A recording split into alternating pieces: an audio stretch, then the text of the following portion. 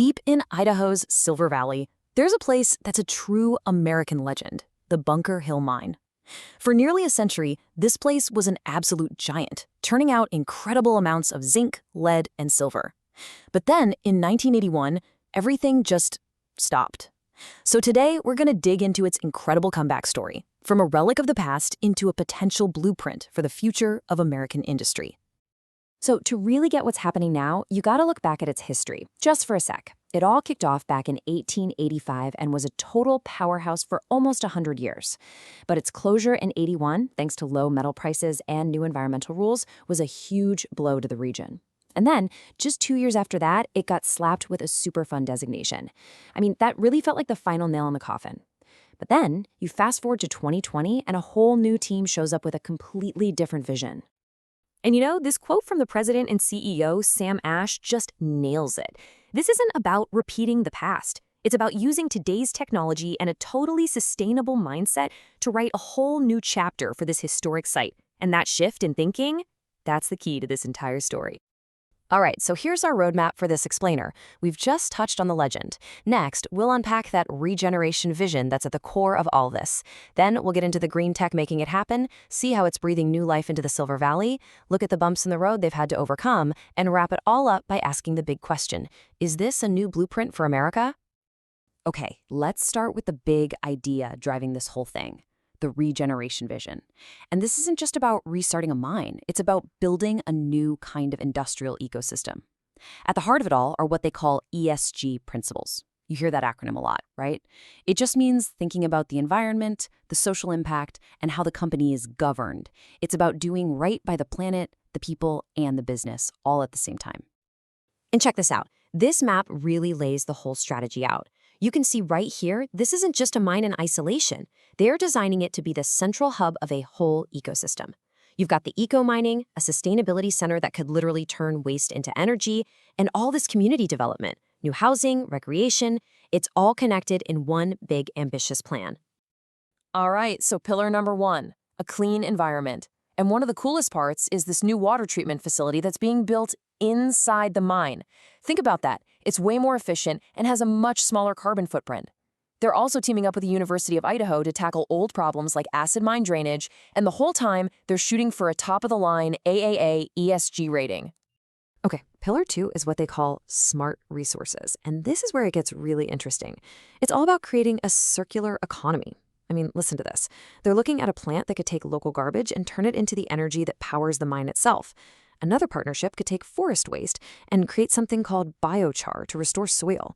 And the ash from that energy plant, they plan to use it to fill empty spaces underground. It's this incredible, self-sustaining system designed to shrink the carbon footprint of the entire region. And pillar 3, this is huge, is all about community growth. This is where the benefits flow right back to the people who live there. This whole project is basically a catalyst for a major local revival, tackling a serious housing shortage with new apartments and homes. But it's more than that. We're talking plans for a new hotel, shops, trails, even a golf course. It's all about building a stronger, more diverse local economy. All right, so that's the big, bold vision. Pretty cool, right? But the real question is, how are they actually pulling this off? Well, this next part is all about the modern tech that makes Bunker Hill 2.0 a completely different beast from its past. Okay, this here is the modern blueprint in a nutshell. First up, they're using AI, artificial intelligence, to sift through mountains of old data to find the richest silver deposits. It's just smarter mining. We've talked about the in-mine water treatment. And third, this paste backfill tech. It's brilliant. They take the waste rock, mix it with cement, and use it to fill the empty tunnels back up. This does 3 amazing things. It makes the mine safer, gets rid of ugly waste piles on the surface, and it actually helps stop acid from forming in the first place. And hey, the proof is in the pudding, right? Look at these numbers. These modern, clean techniques, they're also incredibly good at getting the metal out. We're talking 92% recovery for zinc, 89% for silver, and 87% for lead. It just goes to show you don't have to choose between being responsible and being profitable. They really can go hand in hand. Okay, so beyond the cool tech and the green initiatives, the return of Bunker Hill is a huge deal for the people in the region, a region that has really seen some tough decades. And it really boils down to this one number, 250. That's how many new, long-term American mining jobs are coming to Shoshone County. And what makes this a game changer is that the county is officially designated a disadvantaged community by the U.S. Department of Energy. So this isn't just another project. It's a massive economic engine for a community that really needs it. You know, there's actually a term for what's happening at Bunker Hill. It's called Brownfield redevelopment. Basically, it's the process of taking an old, abandoned industrial site, maybe one with some environmental baggage, and turning it back into something valuable and productive.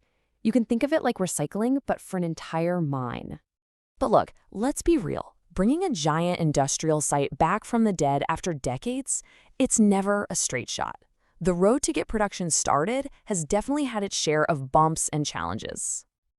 Yeah, the project basically ran smack into the same problems everyone's been facing lately. Crazy inflation, some necessary tweaks they had to make to the project's scope, and even an unexpected change in contractors. All that stuff together really hit the budget and the timeline.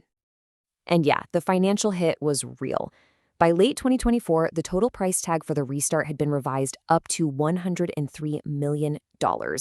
At that point, getting the project's finances totally locked down became priority number one. No question. And this slide right here shows you exactly how they tackled it. This was their comeback play. They didn't just panic or scale back. No, they went big and completely restructured their finances. They brought in $68 million in new money, sure, but they did something even smarter. They strengthened the whole company for the long haul. They slashed their debt by almost 40%, cut their future royalty payments by more than half, and pushed their big loan deadlines way out to 2030. They didn't just plug a leak, they built a whole new, stronger ship. And this table, this is the result of that resilience. This shows you where all that hard work has gotten them. As of early 2025, the whole project is already 3/4 of the way there. Getting the materials they need? 98% complete. That critical processing plant? 88% done. So yeah, despite all the hurdles, they are clearly on the home stretch. All right, so as Bunker Hill gets closer and closer to coming back online, it's a good time to zoom out and ask, what does this all really mean? Because this story is about so much more than just one mine in Idaho. It could be a model for the future of American industry. So let's just quickly recap why this is such a big deal on a national level. First, this is on track to be the first ever mining operation to restart inside a U.S. Superfund site. That sets a massive precedent. Second, it's going to strengthen our domestic supply chain for critical metals like zinc and lead, stuff you absolutely need. And third, it does all of this while pouring life and jobs back into a community that's been officially recognized as disadvantaged. And that brings us to the big final question that this whole project raises. Could this be the key? Could the secret to securing America's supply of critical materials and to revitalizing our old industrial heartlands be found not in starting from scratch, but by looking to our own past and reimagining it with the tools and the values of today?